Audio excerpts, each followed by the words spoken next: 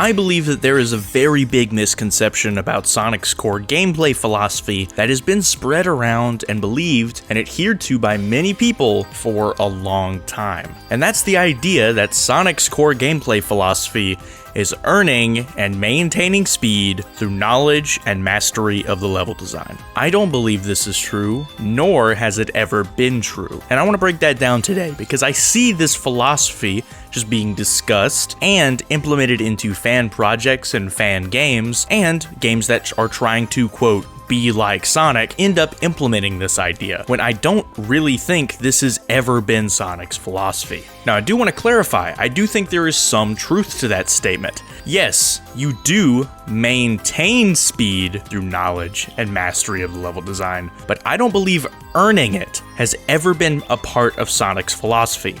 And the reason that I say that this isn't Sonic's core philosophy is because it was immediately abandoned.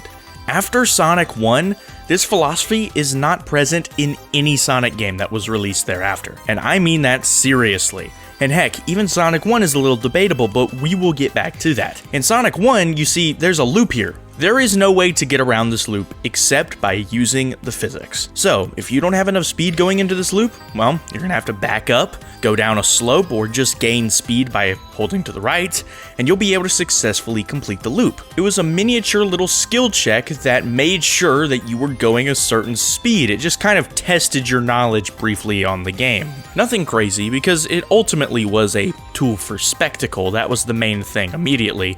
But the second thing was it also showed off the physics of the game. Every single Sonic game beyond this game, you don't have to do this, regardless of what game it is. Once you jump to Sonic 2, if you fail a loop, well, there's two things. There's probably a little boost pad there in the level to get you through it, or you can just spin dash. You have a way of instantaneously gaining speed.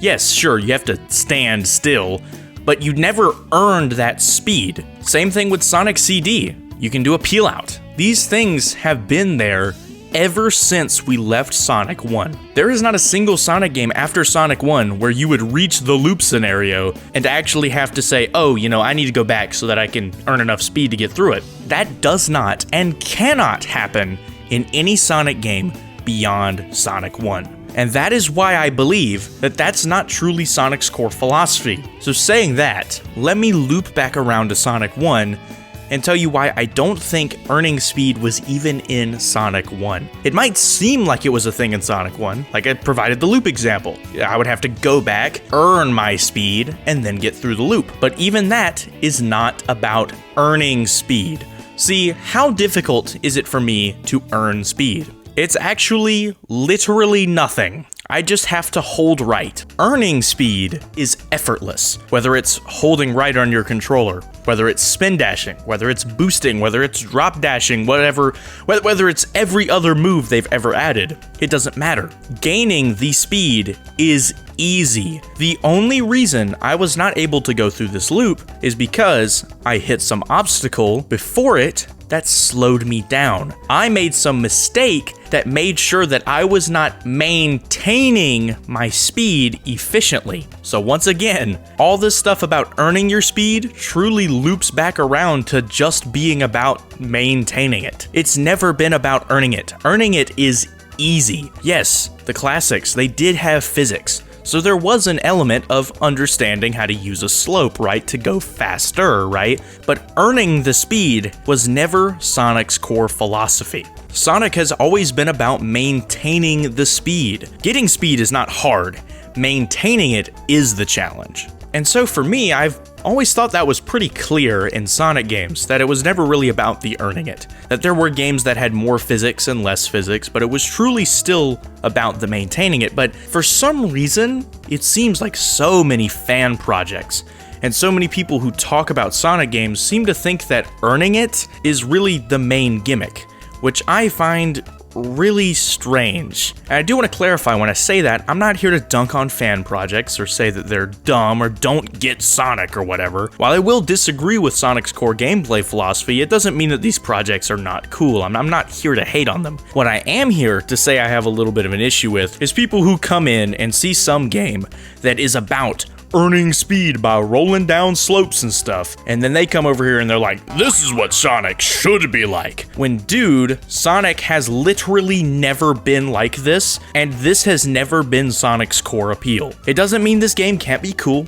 It doesn't mean that this developer doesn't know how to design a game. I'm not saying anything silly. I'm just saying that this is not Sonic's appeal. This isn't what makes Sonic fun. Sure, you could say that for you personally, it would make Sonic more enjoyable if they really switched the philosophy and went a different direction. That's one thing, but this has never been Sonic. I think we should just agree on that. We can disagree on what we want the franchise to be, but I think we do need to agree that Sonic just hasn't operated this way ever. These giant slopes and giant loops and earning speed and stuff is just not really Sonic's thing. So while I firmly think that this philosophy has never been Sonic's thing and has never been the thing that makes him fun, that doesn't mean that I have some big beef with these games. I just want to clarify it again. If your game or fan game or any project operates like this, that's cool. The only issue I have is when some other guy comes in and acts all smart and is like, well, this is Sonic if it was good and didn't suck. And then they go kind of spitefully compare it to the official games. It's really miserable. If you want me to be honest, I see it sometimes and it's just like, dude, you make the fan developers look like they're trying to, checkmate Sonic Team, which is just not a good look for them. It's also not a good look for you, because like, what's the point of that? And I just think it's especially funny how we're doing that over something that's just never been Sonic's appeal. It's like a game that's fundamentally has a different appeal than Sonic, and then someone's just like, well, this is Sonic if it was good. Well, it's like, well, this isn't really Sonic anymore. That's what I would say. I just don't really feel like it's Sonic anymore. Sure, you might go fast, there might be physics, there might be a lot of things very akin to Sonic, but it's not really the same appeal. I wouldn't like that game for the same reason that I would like Sonic games.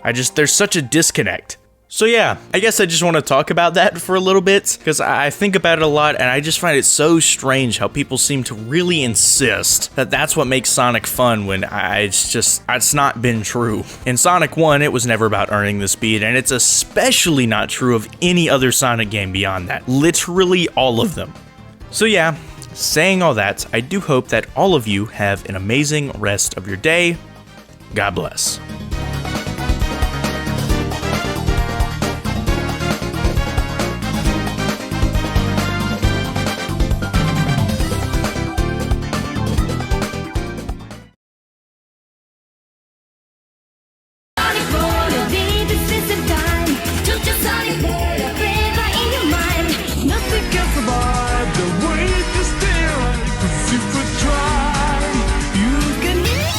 Mark, do you know what frightens me most about you?